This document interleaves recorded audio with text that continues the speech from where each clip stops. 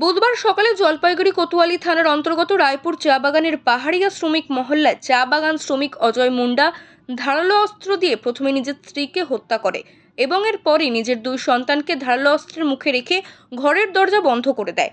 ঘটনার খবর পেয়ে ঘটনাস্থলে ছুটে যায় কোতোয়ালি থানার পুলিশ এবং প্রাক্তন পঞ্চায়েত উপপ্রধান তথা তৃণমূল SC/ST ওবিসি সেলের জেলা সভাপতি কৃষ্ণ দাস। এই কৃষ্ণ দাস রাজনীতিতে আসার আগে সশস্ত্র সীমান্ত বাহিনীতে কর্মরত ছিলেন। সেই সুবাদে এমন পরিস্থিতি নিয়ন্ত্রণে আনতে প্রয়োজনীয় ট্রেনিং আগে থেকেই জানা ছিল তার। সেই অভিজ্ঞতা কাজে লাগিয়ে নিমেষের মধ্যে ঘরের দরজা খুলে অস্ত্রসহ খুনিকে নিজের কবজায় নিয়ে আসেন তিনি এবং ভয়ঙ্কর অবস্থা থেকে দুই সন্তানকে উদ্ধার করেন। এই প্রসঙ্গে কৃষ্ণ দাস বলেন, এটা আমার কর্তব্য, যেটা আমার যেহেতু আমি SSBতে আগে চাকরি করতাম, সেই হিসাবে আমার এই ট্রেনিংগুলো আছে আর কি, কীভাবে কী করতে হবে, কত সময়ের মধ্যে কী করতে হবে।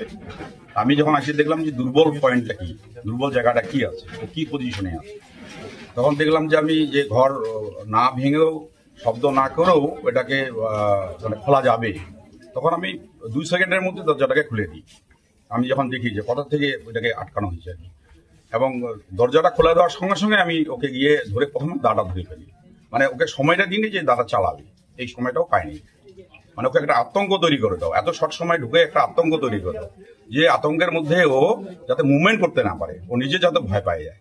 এর মধ্যে আমার সঙ্গে সঙ্গে পিছনে পুলিশ ছিল, পুলিশ ফটাফট ওকে ধরে নেয়, বাচ্চাদেরকে সেভ করে, এবং আমার সঙ্গে আমার কয়েকজন ছেলে ছিল, ওরা সম্পূর্ণভাবে সেভ করে, এবং আমাদের প্রধান হেমব্রম বহু সঙ্গে ছিল।